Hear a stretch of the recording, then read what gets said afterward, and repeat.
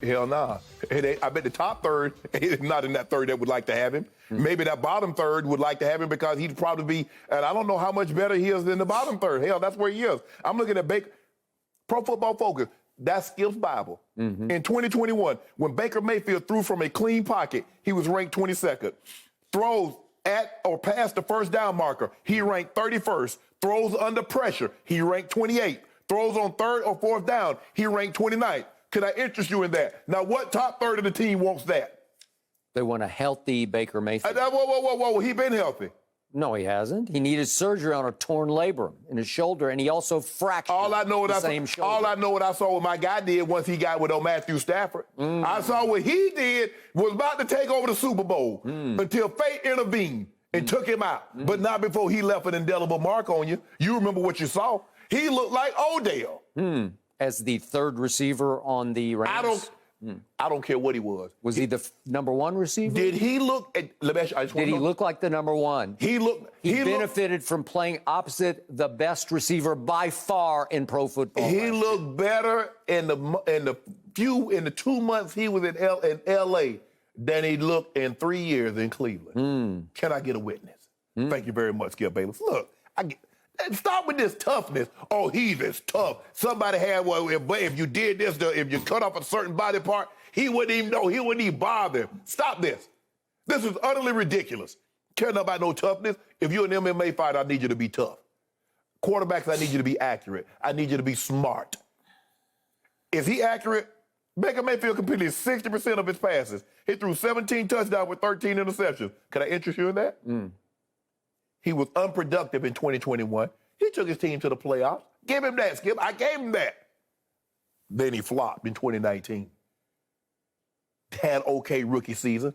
Skip, he's never going to be, Mr. Progressive is never going to be what you thought he was going to be, and that's okay. The reason why people keep saying, he was the number one overall pick.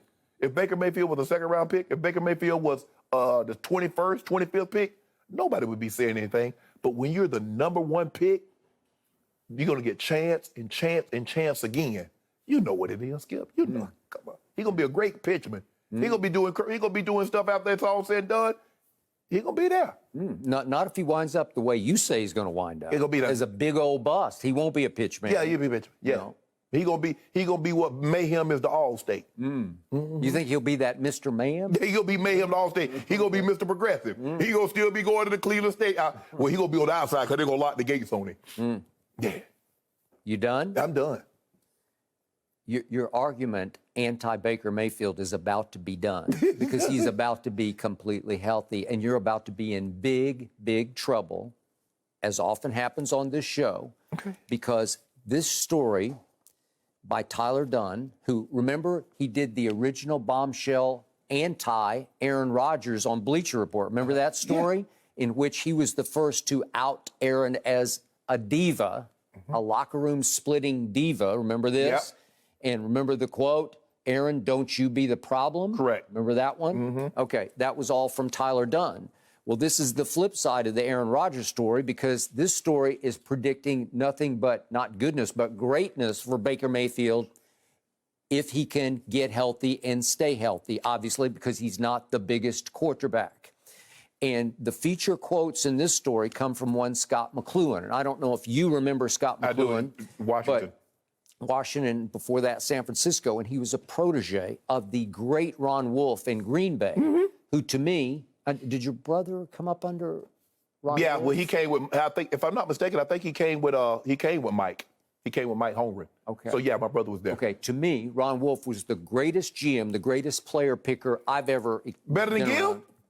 Gil Brandt? Yeah. He was a joke. Yeah, you ain't like Gil? I thought you liked Gil. Gil Brandt? Are you kidding? Don't get me started. I wrote a whole book that he made Tom Landry, and then he broke him because he got exposed. From about 60 to about 75, 78, he was as good as they were. Okay, because every other team was drafting out of Street and Smith magazine. Nobody spent a penny on draft research or reconnaissance, and Gil was out there beating the bushes, finding Thomas Hollywood Henderson at Langston College up in Central Oklahoma. Yeah, Rayfield right at Fort Valley. He did. Well, nobody else was trying to do that. And once we hit the 1980s, what started happening to Gill's drafts? He started to get exposed because he started to reach for somebody. Right. You know, Rod Hill at Eastern Kentucky, he couldn't play. Right. He just couldn't play. And all of a sudden, Tom Landry didn't have any more players. And you know what happened? 3-13 happened. Okay, now back to this story. Back to Scot McCloughan. A lot of people around the league believe that Scot McCloughan has true player-picking genius. There's a mystique about McCloughan that has gotten lost because he has suffered through alcohol issues. That's what cost him his job with Washington. Correct.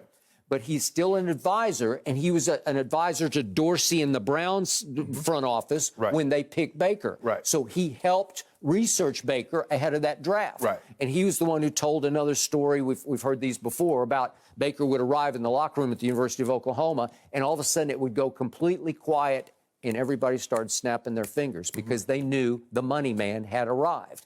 And Scot McCloughan said if you experienced it, it would give you chills to see how that team followed him. Now the defensive players start doing that, snapping their fingers, because that means interceptions are coming, turnovers are coming. They start snapping their fingers. What happened when he got his chance as a rookie, when Hugh Jackson finally said, you're not the backup anymore, I got to put you in the starting lineup, what started happening? He was top 5 in big-time throws by the end of the year, and he didn't start that many games. And he was so good as a rookie that even Shannon Sharpe jumped aboard the bandwagon and started calling him shake and bake. Am I right about that? Yeah, I did. In his second year, you did. I was misguided. Yeah, I was misguided. Okay. Yeah. And then you jumped off the bandwagon, and now you're going to get run over by the bandwagon before this is over, because what happened, I'm going to say it again, and you can't discount this. There's no way to sweep this one under your little carpet over there. A year ago, not this past year when he got hurt in the second game, but going back 2 years ago now, what happened once Odell unfortunately tore his ACL at, ironically, Cincinnati? What happened? Baker took off because Baker loved Odell. Baker force-fed the ball to Odell, but Odell was not happy in Cleveland. His heart was never in Cleveland. And as this story continues to point out, yeah, Baker missed some throws to Odell, but a lot of times Odell was running the wrong route because, as this story points out, he often freelanced in Cleveland because his heart was not into it. So suddenly he's running a route that he's not even supposed to run given the play called.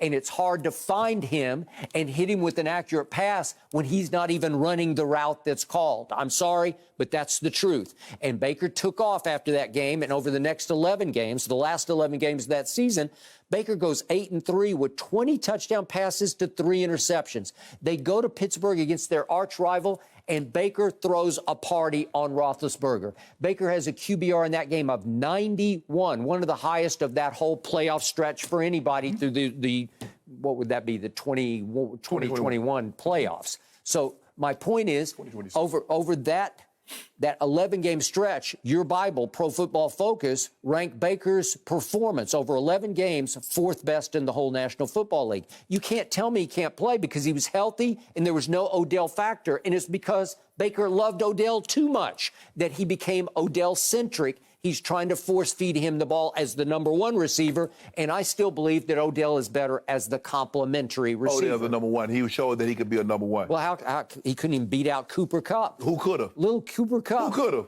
Huh? Who could have? Offensive Player of the Year. There's only been a handful. Third-round pick. There've only been a handful of guys. There've been a handful of receivers that can say, I've been Offensive Player of the Year. Yep. And he, Jerry Rice, Michael Thomas, Cooper Kupp. That's your list.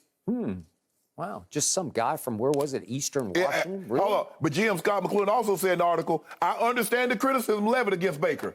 He said, I understand the criticism. He laid out all this. Well, yeah, because he said he was hurt. He said you can't throw when you're hurt because he's a body thrower. He's not the biggest man, so he needs to whip torso. I didn't know one thing. When they went to Cincinnati and they beat the Bengals 41-14, was he hurt? Yes or no?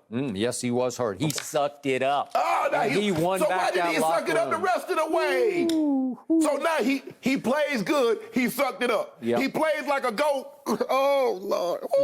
Please with the giggle. Skip, first of all, Baker Mayfield is a middle of the road quarterback. I can name you. Middle of the road? I can name. I can name 15 quarterbacks better than Baker right now. Okay, well, you can because he was hurt last year. No, but no. you won't be able healthy, to next year. Healthy. Skip. Mahomes, Herbert, Wilson, Rodgers, Stafford, Murray, Cousins, Goff, Jackson, Burrow, Tannehill, Deshaun Watson, if he gets a situation. They're better than Baker Mayfield. Healthy. So here's Scot McCloughan, who really knows this league inside and out. He says, I'm telling you, at least half the league would want Baker Mayfield. It's the dead-ass truth, says Scot McCloughan. And they see that in Cleveland, and that's why they protect Baker, and like publicly protect him. And why they haven't given him a deal, this story points out. There you go. Because this story points out that Baker is now turning the tables on them because he's not sure he wants to commit long-term to the debacle that has been the Cleveland Browns front office up to the owner. All I know, when guys came with it, Mahomes ain't had no problem getting no deal. What you call me? Baker may not have any problem getting a deal somewhere else. You think Justin Herbert's going to have a problem getting a deal? What about Joe Burrow?